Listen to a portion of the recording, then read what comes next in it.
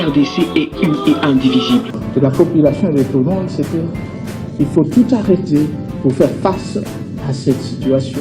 Et que nous ferons de cette terre richement bénie un réel havre de paix, de prospérité et de progrès social.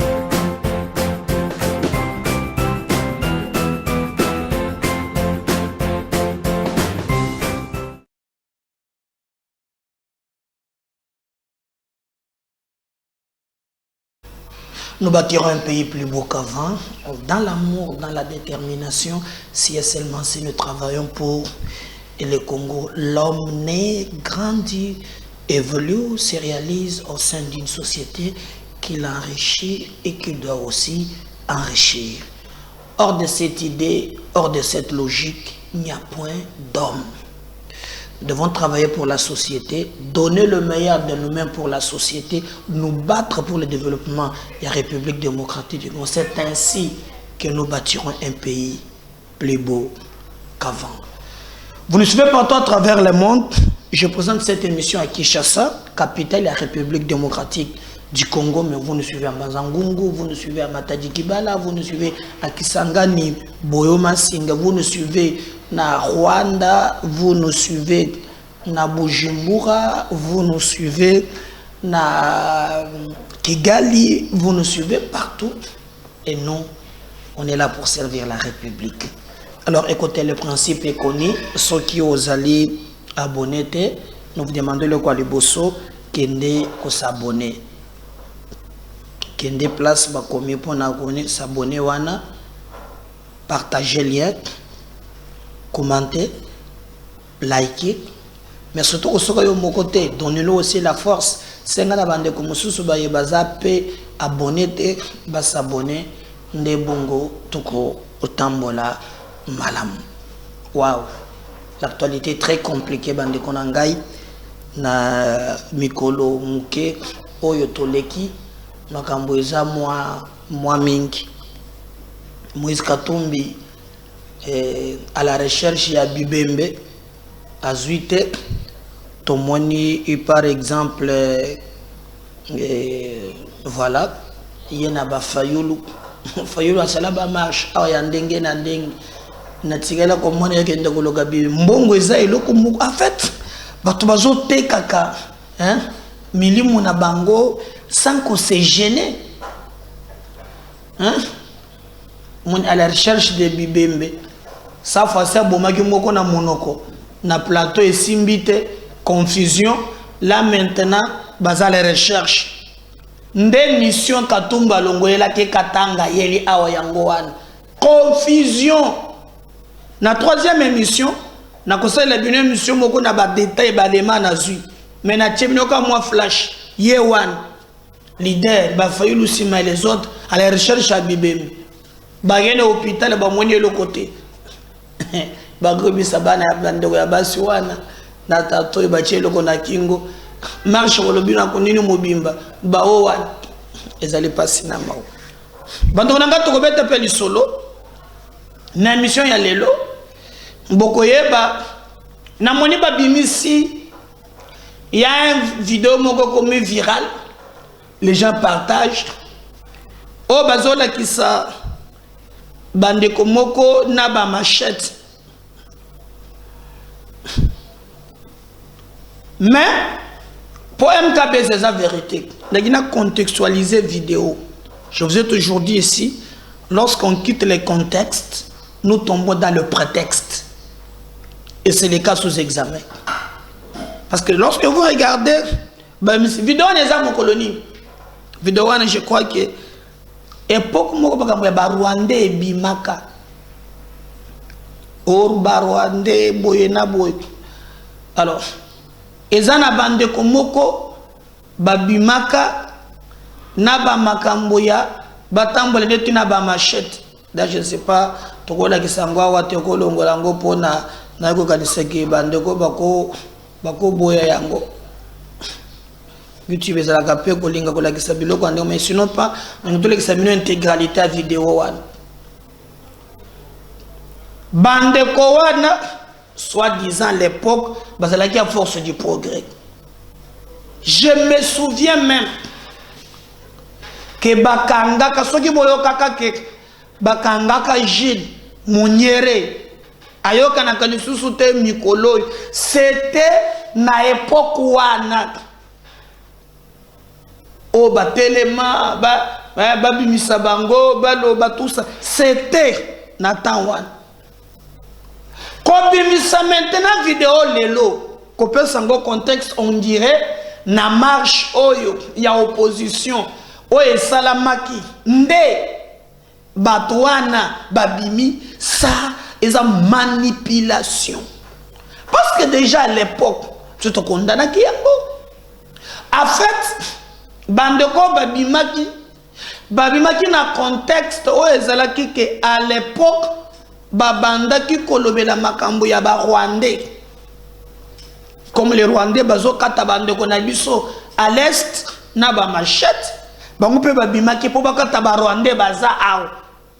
Et il y avait même l'idée à Kolobake non, Barwandais va s'infiltrer Katinabiso, Babanda Koluka Yango. Mais nous avons condamné Tolobake à l'époque que le pouvoir public a droit, il y a Kozongi Samakambounanzela. Et Bakangaki Bandekwana, Bamusu Bakotaki même Makala. Bakotaki Makala. Mais aujourd'hui, nous apprenons que bazu vidéo ya kala pour na besoin ya cause balobake en tout cas makambo eleki ezali ba ça c'est to atteindre un niveau moko ya kosakana te non seulement ça politique nyonso se échoué o ba yaki nango en place ya kolokotaka bibembe bazui te bazui ata moko te on va vous montrer, c'est la vidéo, bango elelo, bango wana na ba hôpitaux. On a parlé oh bato bazokaki, bato basali boy, metala ba bimisiba na mibale. Katombi wana leader na bango liboso. Voilà, ba misiba ndeko mibale. Soukuna mo baki oh ndeko mwana wana babomaki ye, babetaki ye na baluba, tala muswache loko wana na kingo, soko tambolela ki wana na ndeko ya mwasi wana. À la recherche à bibembe bazuite. Kop bayela ki zéro nzamba confondre bango bana ya baninga bakufa bino mosala ka ba succès na bino politique mais ça c'est de l'idiotie c'est que na yoki abana la kisabino makambo la kishe mokipo mokeba bakanga ki elobi na ko la kisabino ndako na ye et autres mais les mêmes députés alelaki est-ce que ça m'a mis sur la matière? Mwana ya kufi, mwana kufi, hôpital ba memiye, balobi eloko ezate, mwana ya kufi. Il va aller plus loin, bandeko. Dire même que Tchala mwana kufaki, président sont bomiye. Les gens qui parlent de démocratie, il y a ma démocratie. Ça c'est la démocratie. Hein? C'est la démocratie ça? Namunoko baluba. Est-ce que baluba mais la kadiamba en désordre dans comme si, comme dans la première mission, Ngayoyo, je peux venir. Non, tout le monde mais papa, tu vois, c'est parmi les 4 langues nationales. Même si c'est à refaire, Moulouba cet âge, à cause de la d'abord, moi je me demande, je papa Raphaël Massala, mais si tu as dit yebi Congo, yebi boyete. Nazata na montonanga tout ça na yazo azo a oya film na biloko na Valdi. Aza Congo. Mais je comprends tes choses. Oh, je prends ça mon Congo ya sol. Oh, je pense vraiment. Aza mon Congo ya sol. Dans tout taga. Mon Congo za batu ya baba maluzito. Batu moko basala ka calme. Mon Congo za kana mo soni. Omona ya kumbami. Oh, mon Congo. Mais boyoka a consala ba affirmation gratuite. Ba ebisinga elobi a sotaki restaurant Parce qu'il a parlé du peuple, à sauter restaurant. Biso, tokolinga, ayebisa biso. Oyo ye, ayebisi riyango. Mwana wana kufi. Donc il y a déjà la capacité à vous aller sur place. Il y a qu'à détecter même batu bazobeta nzete na bikolo et bete le boluba ya yebi. Et puis il y a lobby qui tu as la mwana kufaki baluba batu babomiye. Donc musala alors comme avant non qu'il n'était pas mon sous boyoka moto babengi député national à cause de l'affirmation au yazosala et nous pensons que dans un état de droit place liberté na yosuki ya moninga pe esengele banda si je parle le même langage na valdi azana technique on va suivre quand même député ou makambo lobby. Est-ce que Bakangi jusque là je ne peux pas confirmer. Na que mutu Bakangi lobby eza mokeba vers 18h. Na kola kisabino kutu d'ailleurs moi exclusivité ndako na ye ndenge batu bake kotela ye na mutu ka ndenge bakenda ki na ye mais ye en tout cas batu so bisinga basi Bakangi safu. Mais batu so bisinga Bakangi était hein système ye chaka Zulu liboso chaka Zulu ni na marche na moni yete ni loko moko na moni yete. Mais écoutez ce qu'il a dit. Ça c'est très grave. On revient juste après. Merci. Makati et bandiko bimisa makila. Mais est-ce que Mboka na biso au Congo avec Félix à sa tête tokoki ko koma na niveau yo. Na lingi o lelate parce que maya miso ya ko tanga yo déjà. Na lingi o za makasi pour le bela ba congolais parce que le beli bangote o bandiko le oza face. Moi na okufa. Hôpital ba bibi. Ah, ma matériel est approprié. Parce que ma métier est bloqué. Respiration. J'allais vous dire. Le processus de toutes ces marches, c'est un processus irréversible. Ti, to bengana Félix. Puis surtout bengane to kangaye. Félix a tchala mutune ba kangaye. Ozomona oyo. Balingi ba provoquer guerre civile. Donc na kokufa ba congolais ba continuer bitumbo batikate. Très bien. Biso pe to kolemba morote. Mais na beti c'était maloba mukeba lobi. Bande ko na biso ba luba bo exagérer. Siko toto telemela bino. Nous avons 453 tribus dans Mboko. Mulubate! 450 tribus. Bino baluba bo ko to ko esclave na bino. Ya suka yango yo. Boki ne onamo muluba ne lobi yango. Bazu baluba bakotisi bango na ner bomoni o bomoni ba obet o azo chuba nseto basu baza baluba omona mutabandundu na te omona eza so ya sonité omona mungala te muluba ya lobiango o bazo nyoko na so la cité ko finga ada melaka diamba asa baluba tala ba commentaire na biso kabamba mbuyi chibangu tala ba commentaire ba oke la ope sonité mukendi kabamba chibangu mwamba mbuyi na mona pena kopanga na komba bakassin oba pe buchemuni na nando ina ngazo finga ngai bazana injili musute pona ngai amela ka jamba Soki bino yo moko député déjà plusieurs fois aux ala atteint ba menace de mort makambo nyonso petit peuple lelo omoni na lobaki mutuka Moïse Katumbi atteint et kokaki pe kozoyer na simaliko sikoto lelo mbele tozolo ba makambo mususu. Comment on va mettre fin à cette affaire? nalingi na fongo la parenthèse moko oui na tombola kombo ya moto ya bundaki bitumba na biso lelo azana bisote mama Chala Mwanda. Oh Mama Chala Mwanda ba bombi na bandeko ne baluba. Oh muluba wa boy Félix bandeko ne baluba ba roboma yo. C'est là. Mama Chala Mwanda nazo accompagner. C'est une parenthèse. Allez-y. Mama Chala Mwanda subit toute forme de pression. On ndeko na mukeba azwaka onga pena swaka. Pour dire que is baluba wa boy Félix vina bango zanda. Mais il y a Mama Chala Mwanda. Mama Chala Mwanda. Mama Chala Mwanda eza présidence na Baya Tshisekedi. Présidence au Raya Félix. Présidence qui a banoko menacé. Soit pareil à Mama Chala. On a zolo ba Claude Machalaro. Place azali na Pesombote tient les coups. hein, vous avez tous les loyaux, tous en Simana, Claude Machala. Du peuple, même si les députés, nous étions intimidés par l'IDPS. Bah, moto un secret, nos députés ont bimaté la loi Sakata. Vous avez vu, non? L'IDPS, les lois IDPS, ça va y sur la moto, bon. Si vous avez un biso, vous avez un moto, oh, vous avez un moto, et biso, soka ye nango, biso, vous avez un biso bateau. Alors, si vous avez un bimisa na bateau, Kabou Yatindi, force du progrès, biso, vous avez un armée rouge. Et comme il y a une guerre civile, tant les Sika Félix a perdre le pouvoir naïe. Ako kima mboko yo. Parce que routine n'a pas battu, c'est pas ça l'autodéfense. C'est légitime. Félix il sera continuer la méthode oyo ako kima mboka. Mais bah on va se belé. C'est là na bisa. Ako kima yeza la CPIT. Tous yeux na Belgique, tous zongisi to bombe na makala. Mandat international, président o abomisi batuna kwa mutu, abomisi batuna Esther, asalibo, ba yibi sumbo on a programme à 100 jours, ben fraction Félix c'est tellement belé, to bomba na prison.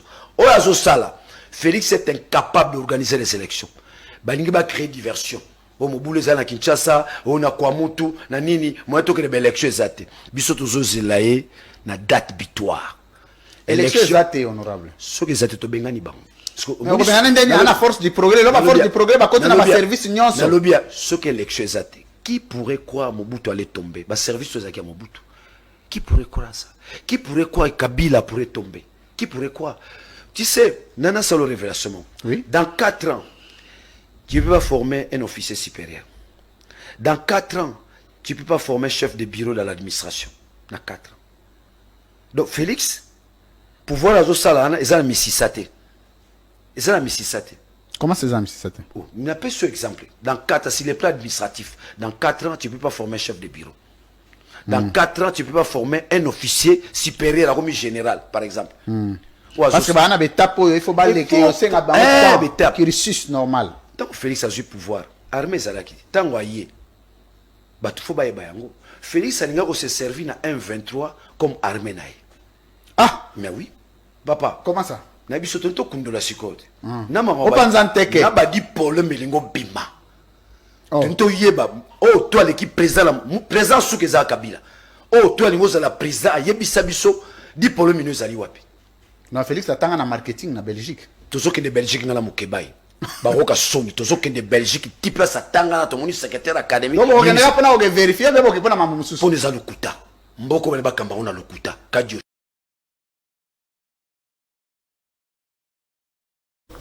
Voilà. Alors, bomoni non, abandi kotangisama ya misu, ya ba matière ekoti, lui a des éléments ou probants qu'il nous prouve maintenant. Il a bien dit que c'est la présidence Montebomi Tchalamouane. Oh, Zambe Moukilo, moi, les Congolais pas à certains moments, moi, là, ça passe pas. Bisoto Bondaki Boutoumana Tchalamouane. Tchalamouane qui nous a chanté ici. Et vous êtes là comme des moutons de paniche. Hein? Biso to monde bitumana Tchalamouane na mboko biso. Surtout au moins moi. Ah nakanisi na ngina dai na mboko. Regardez. Ça. Vous avez bilogo, tala bilogo. Moi j'ai souffert. Na marche. On me parle ici. Nous on a combattu na Tchalamouane. Nous là, on a combattu na Tchalamouane. Tchalamouane quand tu es au bazo kangabiso, azo yemba 4. Hein? Wana tozaka Kabila azo soki na mandat nini, azo renforcer Kabila ko la mandat mususu. Vous voulez vous moquer de qui? Yo mon le Claude Machala a commis ce manabino. Et c'est comme ça qu'on est en train d'embourber notre peuple. Hein? Namoni Mokolowana, Muntu Oyo, allié, Mbongo Nyonso Bukangalonzo, ba millions ya ba dollars. Akumu kotambo na bino pona vie chère. Et ba kino pe ba ke belete. Ba comprena ke monde baluki bembe bazuite. Pour moi que ezak objectif ya liwa bazuite. So, tant qu'on a checké l'émission, vous voyez que Peter Tian et les autres vont trouver un plateau. Tant qu'on a moi, tout ça, mais regardez maintenant, ndene elekaki pa Mike Mukebai bakendaki kotala ndako na ye c'est confirmé bakangaki ye na bandeko ya ba service. Alors nous n'avons pas de précision, on attend que va communiquer d'une manière officielle. On parle de l'ANR, on parle comme je n'ai pas de précision, mais au moins c'est vérifiable bakangaki. On suit chez lui à la maison. Regardez moi Sinaye comment il est kaki après Kozo Mike Mukebai. Quelqu'un m'a dit oh Omonia Moninga et tout ça, mais moi je peux pas nier nos amitiés. Mike c'est mon ami, donc tout ça maintenant n'a pas divergence de vie. Je peux jamais nier amitié Nabiso pour la divergence de vie. Non, je respecte ses convictions politiques, mais nos amitiés restent nos amitiés. Ça, je peux vous le dire. C'est parce que ce plateau qui n'a non, nous avons nos amitiés. Aza, Moninga Nangai, Batubayebi, qui est tout ça qui est très lié, mais à un certain moment, ton côté n'a pas divergence. C'est le plan politique. Je ne partage pas son point de vue, il ne partage pas mon point de vue. Nous restons mais nos amitiés, je ne peux pas les nier ici. Regardez chez lui. On va revenir juste après.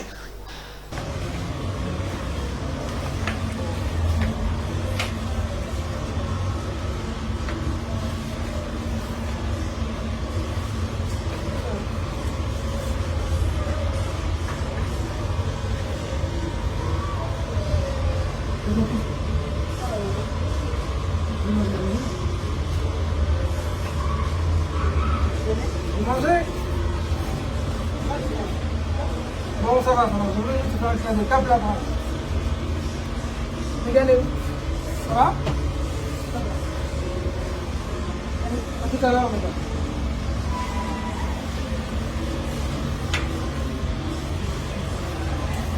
Comment tu voulais juste te faire un câble?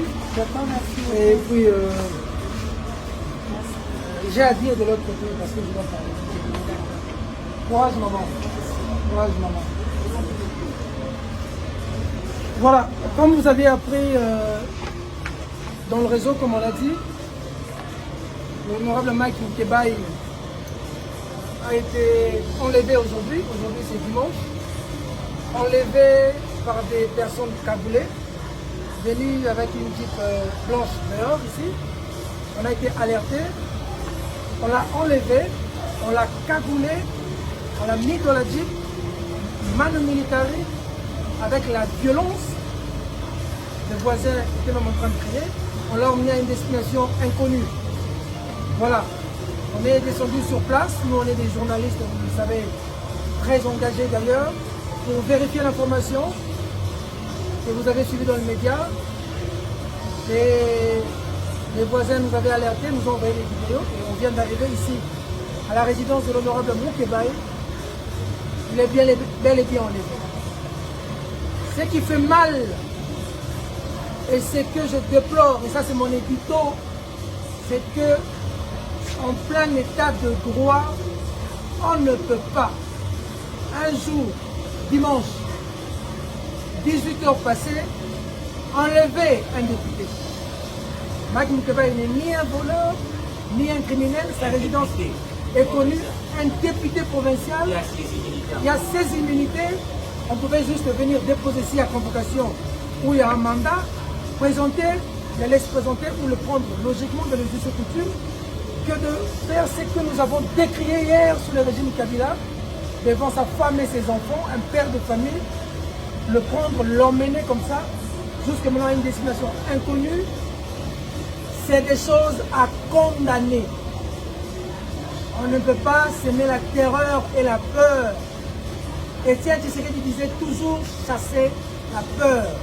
Nous sommes venus chez Mike Mukebai, qui est un ancien journaliste, un ancien confrère et un grand frère, pour lui apporter tout notre soutien en tant que frère et ami. Et en tant que journaliste, pour vous confirmer qu'il est enlevé et nous déplorons. Sous le régime Tshisekedi, des choses comme ça sont à décrier et à condamner. Parce que nous sommes dans un état entre guillemets dit de droit. On ne peut accepter des choses comme ça. Pour Mukebai et pour tous ceux qui combattent pour la liberté, ce dont le destin est de mourir pendu ne se noie pas. La peur ne peut jamais faire partie du vocabulaire. Il est clair. Mais lorsqu'on a un destin, on se doit de l'accomplir. La manière de battre la retraite est une tâche qui sur tout l'honneur. Les gens resteront debout quoi qu'il arrive. Voilà, fidèles téléspectateurs, ce qui s'est passé aujourd'hui, c'est que nous condamnons. Nous allons être avec la famille, nous allons être avec maman, et les choses que nous vivons. Des enfants traumatisés. Très traumatisés. Je ne sais pas si Eric Gomba a quelque chose à dire. Des enfants traumatisés. On ne peut pas comprendre comment on peut arrêter un député provincial sans au préalable informer au bureau. Et Godin Poyi, comment il ne réagit pas jusque-là alors qu'on vient d'arrêter un député provincial. Il y a des immunités. Ça a commencé hier, déjà au moment lorsqu'il y avait marche. Donc on se pose la question si un député a encore une valeur dans ce pays. Arrêter un député comme un malfrat, c'est inacceptable dans un état de droit. Dans un état de droit, il faut respecter la procédure. Ce qui vient de se passer aujourd'hui est inacceptable et que face à la répression, nous n'avons pas autre chose que la résistance. Voilà. Nalombango toyaka mpona kodecrier enlèvement ya ndeko na biso honorable Mike Muteba Liboso, c'est dimanche. Eloko toza na kodénoncer awa eza boye na mboka oyo mibeko ezali likolo ya bato nyonso esengaka te à chaque likambo procédure ezala respecté. Soki likambo eyali oyo honorable Mike Muteba asali ayibi te abomi te asalikaka mabe te kasi soki ezali mpona baopinion politique na ye procédure esengaka ke oye otikeli ye invitation ou soit bosaisir bureau mpona ke bapesa bino autorisation ya kokanga ye kasi kobima libanda ya procédure wana eza lisusu état de droit te. Nous sommes en pleine dictature parce que mibeko ezali lisusu kozala respecté te na yango nde toye awa epai honorable Mike Muteba pour apporter soutien na biso na libota na ye mpe koyebisa na mokili mobimba te lelo le régime en place aza lisusu kokite procédure te parce que soki député provincial bakokanga ye lokola moto ayibi maki boni bayi mboka mosusu oyo bazali na baimmunité te. Makambu oyo eleki lelo avant 2016 biso na ndeko Félix Tshisekedi Tshilombo tobandaki kodénoncer yango. La logique voudrait que ntango akomi na pouvoir makambu oyo ekoma lisusu te kasi likambo akokamwa Félix lelo na pouvoir makambu oyo lobi ya bandeki kodénoncer yango akomi kosala yango pire yango bandeko balobi mboka balibera yango na kobanga te.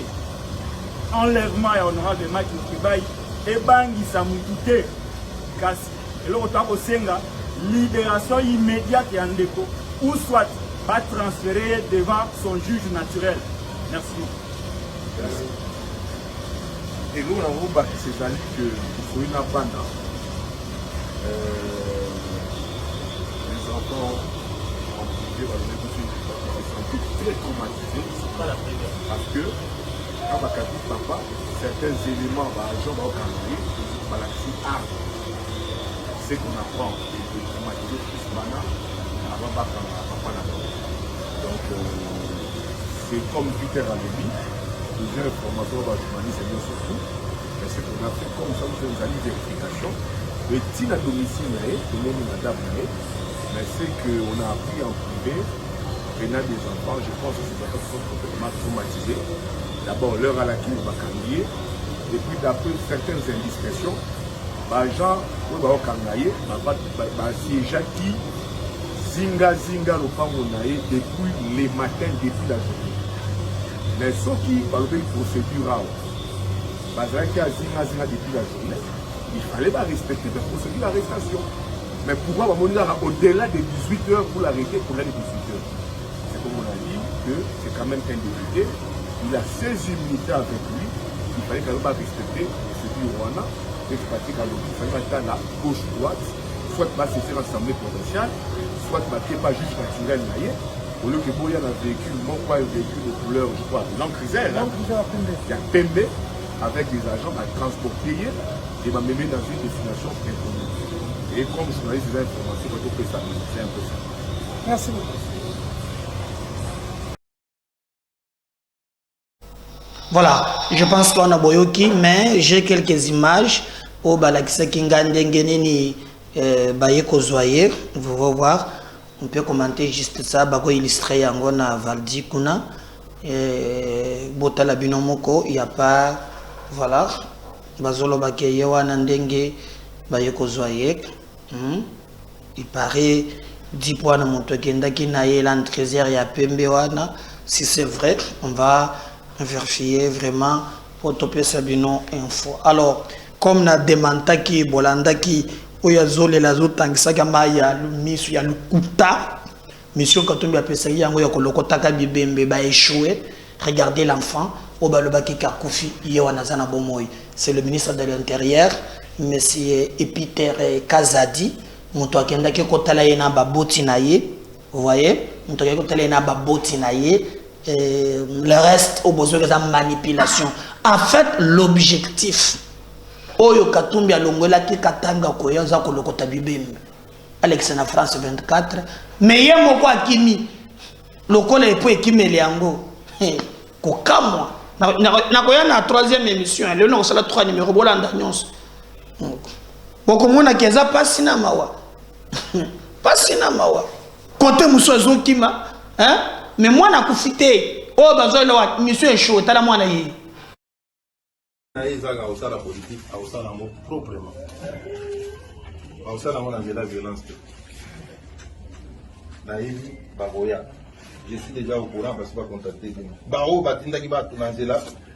Objectif, n'a pas moi, ils ont dit, Batubakou fa ébélé, Batubazo fa ébélé, Batubabou fa ébélé. Le corps de Batubakou fité va s'ébéliter.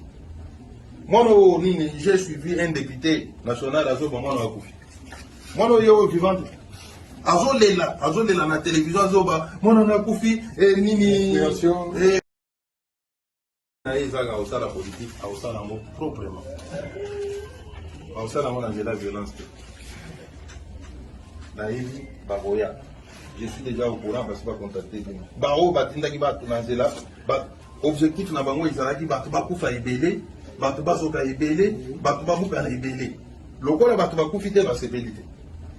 Moi, j'ai suivi un député national à ce moment là. Moi, je suis vivant. Azolela na télévision azoba mona na kufi nini Aïzaga au la politique au sein d'amour proprement au sein d'amour la violence Naïvi Baroya je suis déjà au courant parce que je vais contacter Baro Batinda qui va tourner là objectif na bango ezalaki bato bakufa ebele bato bazoka ebele bato babuka ebele lokola bato bakufi te basepeli te. Moi j'ai suivi un député national à ce moment là. Moi je suis vivant. Azolela na télévision azoba mona na kufi nini Mawa. Ne prenons pas les enfants d'autrui comme des boucs inabino pour atteindre des objectifs inavoués. Non. Le peuple à un certain niveau, bazaba escadron te yaba politicien. L'enfant est là. Nazoukisen gota 4 fois l'enfant est là. Siko etikali maintenant. Hier comme le Claude Machalazana ba message na téléphone na ye. O ndenge président Sebomi Chala mwana koya. Mais je vous n'ai dit ça 3 fois. Malgré nous sommes l'équipe. Batikala te kotika policier. Na kozongi sata du fois. Du temps de Kabila, ceux qui bo sali marche. Bozoki bokufi. Bakolo barien. Ezaki na papa moko asili succès. On appelait Pierrot Mwanamputu. Ezaki porte-parole à la police. Après marche, lui c'est lui qui prend la parole pour dire que oh, nous avons réussi à mettre la main sur les inciviques, les fauteurs de troubles. Mais aujourd'hui, marche Salami, ministre intérieur, Yewana Kei, Akekota la Mwana Wana, à la Kisimino. Mais Bomonika Toumbia, combien Fayoulou, ba disciple naye, bakendokoloka bibembe pour ça basumba ta bembe na hôpital balo bakitakela biso bembe ko faki na marche pour déjà un député bandaki ko le Siriango baza la recherche ya bibembe nde bazawana na ba ezate azoka ki wapi ba suite et combien maintenant que moi na kufi tchala moi na kufati to bundaki na tchala moi na ba Claude Machal ça passe pas mais au moins policier oyo ba beta ki moi na oyo na ba tu musus bakangami ce qui ne s'est passé pas va répondre parce que vous savez les gens la démocratie ça va marche ça va s'éteindre. Moi je peux jamais condamner batu batambola non mais bozo tambola ndengeni à respecter les principes au moins policier yewan tolanda bino moko boyoka ke bakangi bango bakanga ki bango TV za radio te on suit ça revient juste après vers 8h 9h tout le monde va manifester. Tu peux parler? Oui, bien sûr. Oui. Expliquez sur mon bagage qui n'est bon, nous sommes allés dans le salon qui marche les lelo. Tout comme à 5h, vers 8h 9h tout le monde va manifester. Baye croisement Kianza, chambre avenue Chambre Froide, vers Bobila. Babani ko s'attaquer dans la police. Tous allez au Sahara va répéter na résidence à Frigo. Tout le monde vraiment va manifester parce qu'il y a des mineurs rebelles. Bazo beta mabanga ne ba policier tozozoka. Ne to koti si avenue Masimanimba, Kianza Masimanimba. Tout le monde groupe ya batuna bana wana. Ne la police le bakanyi mwana wana. Bazayi ko yana tellement bazayi mwana mukie. Ba parents ne pe babimia za mwana ya quelque part wana. Ne ba remitaki na ba parents na. Pourquoi on beta ki casque na mwana ki mo policier on beta casque na moto on beta boy. Monsieur a fait un bête, monsieur a bête double. Moi, à 12 ans. Pourquoi il continue à le voir? Même ceux qui ont zaki, ils ma banque. On a eu des policiers tellement basés dans le Kanda, on a eu des casques, ils ont été blessés. Peut-être le Kanda, on a dit à mon ami, on a eu des policiers font la maîtrise. Tellement Zoka qui peut ma casse. Les policiers tellement Zoka qui n'a Kanda, on a été émotionné. Peut-être à réagir ça qui bon. Bon, c'est quoi mon vidéo, monsieur Zali, vous avez un mout. Vous avez été pénal, vous avez encore nyok. Là, vous savez la police. Donc ces policiers, on va commettre ba bavire, ba arrêter, ba répondre na ba acte na bango. Donc c'est pas pour dire que non, hein? Nga eske nga na kolinga ba beta moto na marche, nga ba beta nga lokola nyoka na yeba pasi ya biloko wana. Nga na kangama na yebi douleur nango. Je peux jamais encourager, mais je n'accepterai jamais que pour des calculs inavoués que vous venez boyaka boye par un coup de bâton magique prendre notre pays en otage, ça ne passera pas. Je vous ai dit que tout était préparé. Ils ont échoué leur plan. Ils ont échoué. Est-ce que beaucoup dans le bien, regardez parce que c'est que Jacques Ndala disait aussi. Mais Bazala qui en duo n'a Amis Yahi d'épès. Avant marche, tout était prémédité. Valdi Toké. Lingi provocation. Parti nyonso ebe na ba jeune à partir de matoi pour jour wana oyo rosala buzoma na balabala to osila na bien comme mibali to va na sura mapeka ça je le dis de vive voix oza elo côté to mema ki yo tes premiers pas pour meka koza l'opposant on t'a chassé monsieur et je vous assure yaka na ba pomba sala rébellion ndongo lingaka soko ena ndenge ya lisano bako maîtriser yo et puis bako peso na maboko ya justice nga Jacques Ndala soki samedi oyo bande kwa ide pes ba bimi susu na buzo na balabala to kosila na balabala alors police na ba bisa mamba fanda na mandako parce que biso tomba na stade de Matip devant na mandako donc ce police oyo na masasi et obeta so asasi na nzoto et kota na nzoto oyo soki na babege jour na Jacques okufa na okufa vous êtes déterminé vous êtes déterminé à jeter ozo na kigangi na télévision on a marche. La jeunesse de l'UDPS sera ce samedi dans la rue. Premier point, nous allons soutenir le commandant suprême des forces armées et de la police nationale, le président de leur président, le président qui a permis que Katumbi, à l'ongwa italien, va payer un fisc passeport pour Akota Nambogo. Prison to sala yango. Est-ce que les gars boto zo masasi to kufa? Aussi mo gena kufa. Kenya na it. Donc, biso toza na balabala samedi au Kinshasa na lobi, moutouma taska na ndako. On ne peut pas faire croire à Tshisekedi qu'il est populaire. Non, non, il est impopulaire. Mais s'il est populaire, il n'est pas populaire. S'il est populaire, qu'il nous laisse sortir le samedi. C'est lui qui vous empêche de marcher. Évidemment, c'est lui, c'est son pouvoir. Nous allons marcher. Wafa, wafa, wachala, wachala. Alors, c'est officiel, il y aura affrontement. Et d'ailleurs, la beauté de la démocratie, c'est les rapports de force. Vous vous dites que vous êtes populaire parce que vous avez acheté des partis politiques. Sachez que la politique, ce n'est pas le commerce. La politique, c'est une guerre des nerfs. Il faut savoir convaincre. Bolanda ba leader Nabino. Parce qu'ils ont l'argent. Nous avons suivi l'idéologie. Et je vous invite, Jean-Pierre, Oya, Otala. Nous viendrons. Le comportement. Nous viendrons parce que nous savons que... Le comportement de la jeunesse d'État. Nous savons le comportement de la jeunesse. Nous savons qu'il y aura des débordements. Nous savons qu'il y aura des débordements. Nous viendrons pour constater et documenter. Ouais. Parce que. Vous viendrez constater le banditisme. La communauté internationale, c'est la provocation à partir présidentielle. Non. Communauté internationale, à côté de la maloba, il y a violence. Il y a invité Nayo. Mais, il ne dépasse pas le gars qui bimate sur la mapéga pas Abimaki.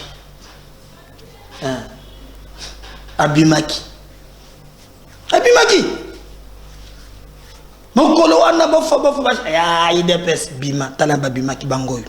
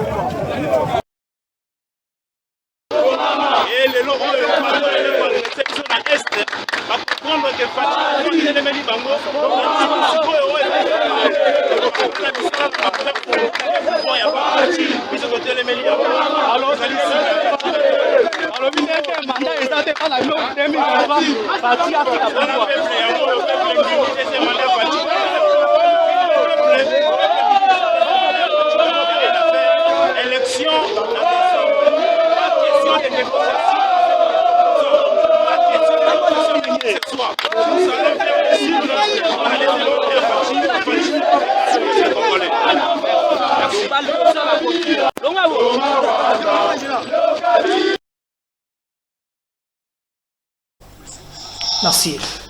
Alors, on va revenir à un numéro ce soir tout à l'heure. Pour votre exclusivité, je crois, vos Hollanda Bisso, vos Hollanda Bisso et Belé. N'oubliez pas de vous abonner, de partager nos liens. À tout à l'heure, on revient. Merci. Bye.